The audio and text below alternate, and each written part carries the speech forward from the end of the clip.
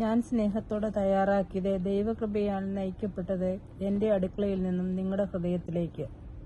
ഒരു ghee rice ഉണ്ടാക്കാനായിട്ടാണ്. Ghee rice ഉണ്ടാക്കാനായിട്ട് ഞാൻ 2 കപ്പ് അരി കഴുകി 1/2 മണിക്കൂർ വെള്ളത്തിലിട്ടതിന് ശേഷം കഴുകി വാരി ഒരു സ്ട്രെയിനറിൽ എടുത്തിട്ടുണ്ട്. അതുപോലെ തന്നെ അതിനകത്തേക്ക് ചേർക്കുന്ന സ്പൈസസ് ഒരു 3-4 ഏലക്ക എടുത്തിട്ടുണ്ട്. അതുപോലെ തന്നെ 3-4 ഗ്രാമ്പു, 3 കഷ്ണം ചെറിയ കറുവാപ്പട്ട എടുത്തിട്ടുണ്ട്. പിന്നെ അതിലേക്ക് ചേർക്കുന്ന ഗീ ഇതാണ്, ഓർഗാനിക് ഗീ ആണ്. നിങ്ങൾ ഏത് ഗീ വേണമെങ്കിലും ഉപയോഗിക്കാം കേട്ടോ. ഞാൻ ഈ ഗീയാണ് ഉപയോഗിക്കുന്നത്.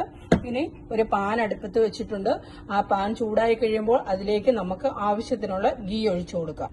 ഗീ ഒഴിച്ചു കൊടുത്തിട്ടുണ്ട്. ആവശ്യത്തിന് ചേർത്താൽ മതി കേട്ടോ. ഒത്തിരി അധികം ചേർക്കേണ്ട ആവശ്യമില്ല. ഗീ ഒന്ന് ചൂടായി വരുമ്പോൾ അതിലേക്ക് നമുക്ക് നമ്മുടെ സ്പൈസസ് ആയിട്ടുള്ള കറുവാപ്പട്ട, ഗ്രാമ്പു, ഏലക്ക എന്നിവ ചേർത്ത് കൊടുക്കാം. സ്പൈസസ് ചേർത്ത് കൊടുത്തിട്ടുണ്ട് കേട്ടോ. തീ നന്നായിട്ട് കുറച്ച് വെക്കണം, ശ്രദ്ധിക്കണം, അല്ലെങ്കിൽ കരിഞ്ഞു പോകും കേട്ടോ.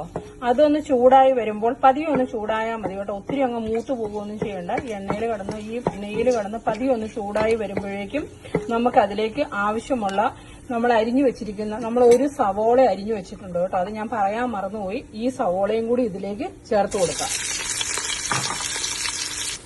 നമ്മുടെ സവോള പതിയെ ഒന്ന് മൂത്ത് വന്നിട്ടുണ്ട്. ഒത്തിരി അങ്ങ് മൂത്ത് കരിഞ്ഞു പോകുകയൊന്നും ചെയ്യരുത് കേട്ടോ. ഇത് ചെറുതായിട്ടൊന്ന് അതിനകത്തെ വെള്ളമൊക്കെ ഒന്ന്, ഞാൻ സ്ട്രെയിൻ ചെയ്ത അരിയാണെങ്കിലും അതിനകത്തെ വെള്ളമൊക്കെ ഒന്ന് പതിയെ ഒന്ന് ഡ്രൈ ആയി സൂക്ഷിക്കണം കേട്ടോ. അത് ചിലപ്പോൾ പൊടിഞ്ഞു പോകാൻ ചാൻസ് ഉണ്ട്. അതുകൊണ്ട് വളരെ ശ്രദ്ധിച്ച് മയത്തിൽ മാത്രമേ ഉള്ളൂ ഇത് ഇളക്കി കൊടുക്കാവുള്ളൂ.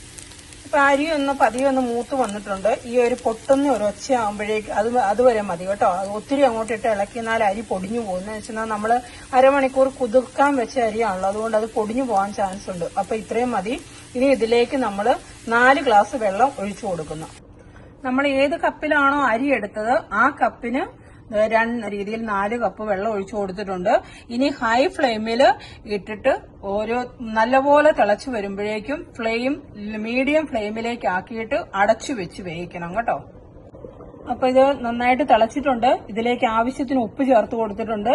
ഉപ്പ് ഒരു പൊടിക്ക് മുന്നോട്ട് നിൽക്കണം. നമ്മൾ സാധാരണ ചേർക്കുന്നതിലും ഒരു പൊടിക്ക് മുന്നോട്ട് തോന്നണം.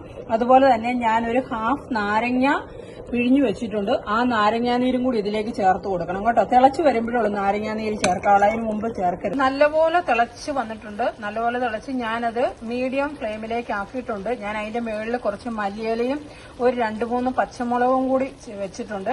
ഇനി ഇത് നല്ലപോലെ അടച്ചു വെച്ച് ലോ ഫ്ലെയിമിൽ ഒരു 5 മിനിറ്റ് അടച്ചു വെച്ച് വേവിക്കുക. അതിനുശേഷം നമുക്ക് ഓഫ് ചെയ്യാം കേട്ടോ. മല്ലിയിലയും പച്ചമുളകും അതിന്റെ മുകളിൽ ഞാൻ ഇട്ടിട്ടുണ്ട്. ഓക്കെ.